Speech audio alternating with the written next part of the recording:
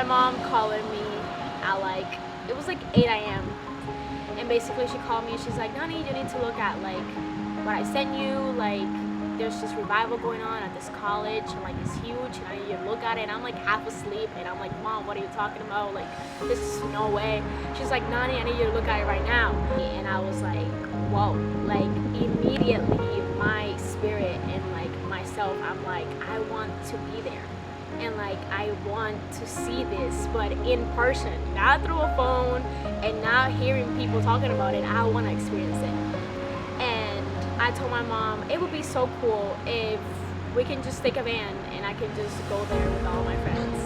But like, I said it as a joke, and pretty much I just continued with my day that day, but I still was looking at things through social media about it, and that feeling of just wanting to go started to grow in me. I felt like it was something needed within our society nowadays. People needed revival and people needed to really experience God. And when I heard about it, I was like, I want to go there and I just want to just see God being God and doing what He does in people.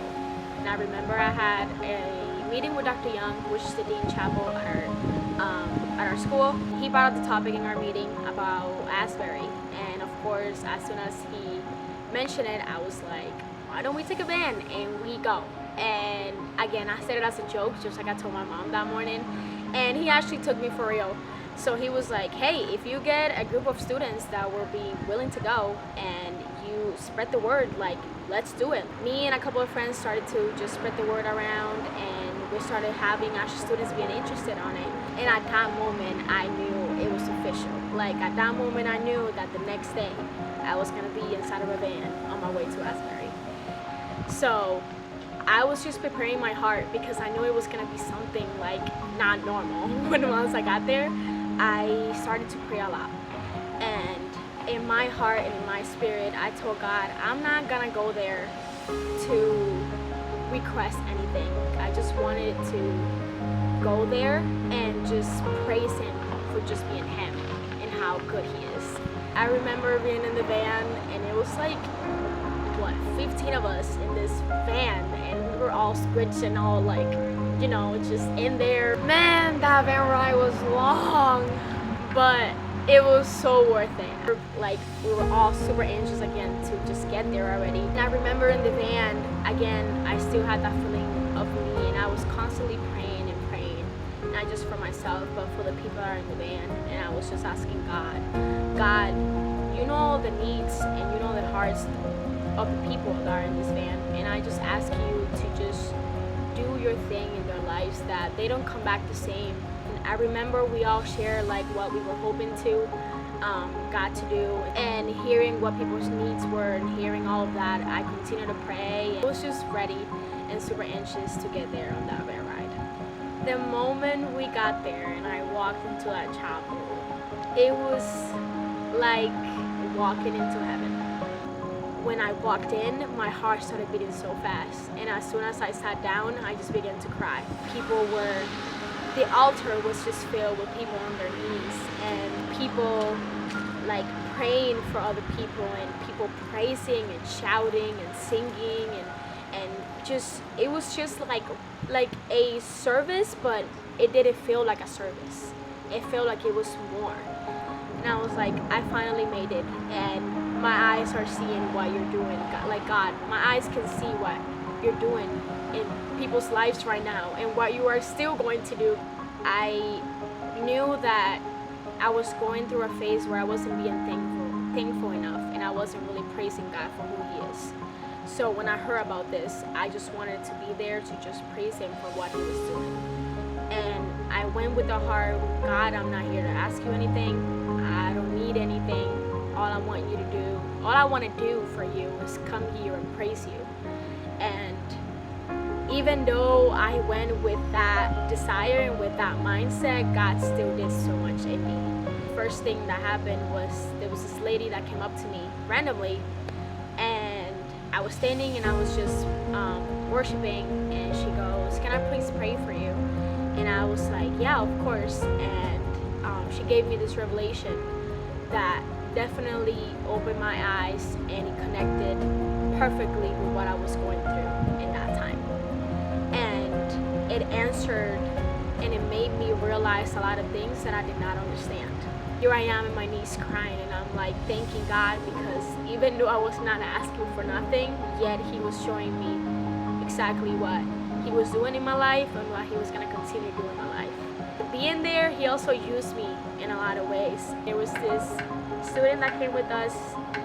I saw him walk up to the altar, and he was crying a lot, and I can see that he was really crying and praying to God in that moment.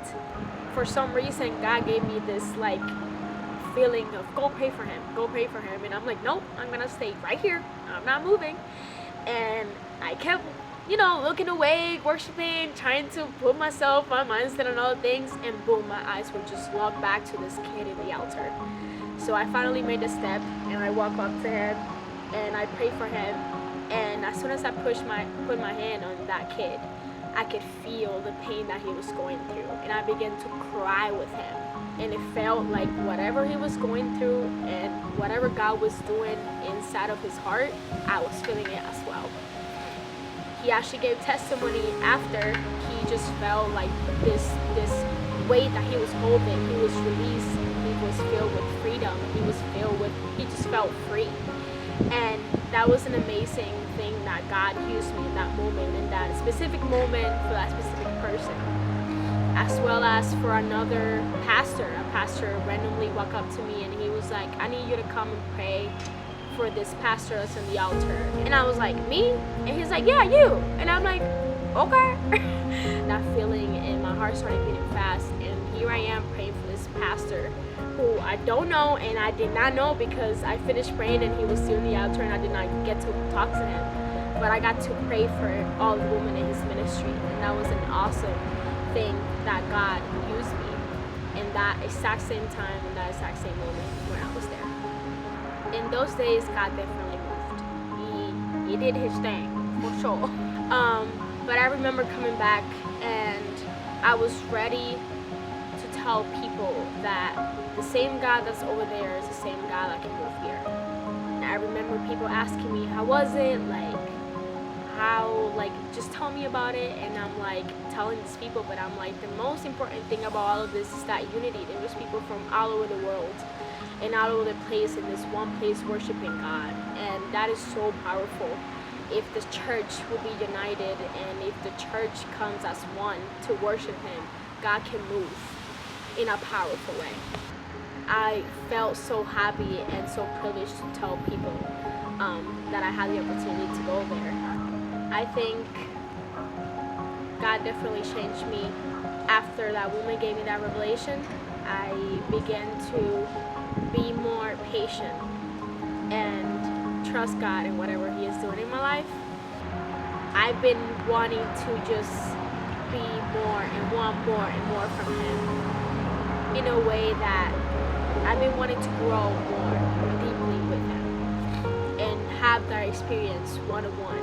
Because yes, I was an experience in a church full of people, but I wanted to keep filling myself with His presence, with just me and Him. And He has been doing that in my life. He's been still talking to me. He's still, using me. And Asbury was definitely a part of my life where it made me open my eyes, and it made me realize what God is doing and what He is just gonna continue to do in my life.